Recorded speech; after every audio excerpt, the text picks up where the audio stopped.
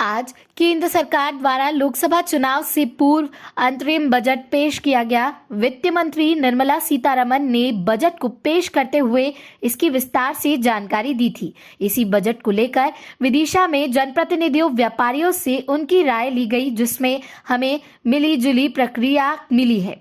पूर्व विधायक कांग्रेस नेता शशांक भार्गव ने इस बजट में बड़े उद्योगपतियों के लिए लाभकारी बताए, लेकिन आम जनता के लिए कोसों दूर बताया। वर्तमान भाजपा विधायक मुकेश टंडन प्रधानमंत्री नरेंद्र मोदी के सत्ता में आने से लेकर अब तक लगातार आम जनता के तो में काम करने और इस बजट को भी जनता को समर्पित होना बताया। व्यापार महासंघ के पूर्व महामंत्री और व्यापारी घनश्याम बंसल ने मध्यम वर्गीय परिवार और निम्न वर्गीय के परिवारों को आयकर में टूटना मिलने से निराशाजनक बताया। हालांकि उन्होंने मोदी गारंटी के अनुसार निम्न वर्ग को मिलने वाली सुविधाओं की तारीफ भी की। व्यापारी एवं उद्योग मंडल के प्रदेश अध्यक्ष राजेश जैन इस बजट में शिक्षा, स्वास्थ्य, गरीब और उनके आवास को लेकर किए गए प्रावधान पर सार्थक बजट बताया। विदिशा जिला ब्यूरो चीफ अनिल शर्मा की रिपोर्ट। लगभग 3 करोड़ पीएम आवास योजना के तहत घर बन चुके हैं और इस आने वाले 5 साल में 2 करोड़ पीएम आवास योजना के तहत घर बनेंगे, जिससे कि गरीब व्यक्ति के लिए अपनी खुद की पक्की छत, अपने स्वस्थ घर, साथ ही साथ आईआईटी आईएम्स खोलने से जो बेरोजगारी की समस्या हमारे युवाओं के लिए नए नए रोजगार के अवसर होंगे और देश मोदी जी के नेतृत्व में बहुत आगे बढ़ रहा है। धन्यवाद। द्वारा बजट पेश किया गया है, जिसमें आप सभी विस्तार देश के यशस्वी प्रधानमंत्री नरेंद्र मोदी जी के नेतृत्व में समग्र देशवासियों का विकास हो रहा है। जहां गरीबों को लाभ मिल रहा है, वहीं किसानों को भी किसान सम्मान निधि से लेके बाकी खादों में सब्सिडी देके किसान का जीवन भी सुधारने का काम पूरी रूप से सरकार कर रही है। व्यापारियों को भी टैक्सेशन में पिछले बजट में ही काफ़ी राहत थी। गरीबों के मकान बन रहे हैं, गरीबों को जो है गैस के चूल्हे मिल रहे हैं, आयुष्मान कार्ड का लाभ मिल रहा है। ऐसा बजट हमारी आज की उसमें पेश किया है, जिसमें वास्तव में राम राज्य की कल्पना दिखती है।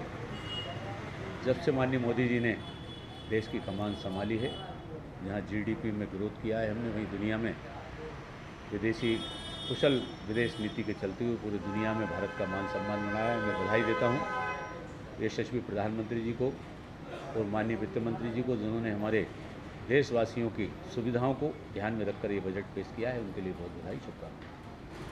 केंद्र सरकार द्वारा आज बजट पेश किया गया है, क्या कहना है? केंद्रीय सरकार द्वारा आज देश की जनता के लिए बजट पेश किया गया। जिस थीम पे केंद्र सरकार चल रही है, वही स्वरूप आज उन्होंने फिर संसद में प्रदर्शित किया। उद्योगपतियों को लाभ पहुंचाने के लिए कॉरपोरेट टैक्स में 30% से 22% कर दिया गया। ये डायरेक्ट उद्योगपतियों को लाभ है, इससे आम जनता का कोई लेना देना नहीं। बजट में वित्त मंत्री जी ने कहा कि 3 करोड़ महिलाओं को लखपति बना देंगे, लेकिन योजना के बारे में कोई जानकारी नहीं दी। ये भी हो सकता है वैसा ही जुमला हो जैसे 15-15 लाख किसानों के खाते में आ रहे हैं। किसानों के लिए उन्होंने कोई बात नहीं कही बजट में। उन्होंने पिछले विधानसभा चुनाव में भारतीय जनता पार्टी के वचन पत्र में ये छपा था कि किसानों का गेहूँ 2700 रुपये प्रति कुंटल खरीदेंगे और धान 3100 रुपये प्रति कुंटल खरीदेंगे। ना तो 3100 रुपये प्रति कुंटल धान खरीदी गई, और अभी जो पंजीयन की तारीख केंद्र सरकार ने दी है, उसमें जो समर्थन मूल्य है उस पर ही खरीदी करने की बात केंद्र सरकार ने कही है। राज्य सरकार ने इस मामले में कोई बात नहीं कही। हमारी मांग है कि 2700 रुपये में गेहूँ किसानों का खरीदा जाए आगामी सीजन में।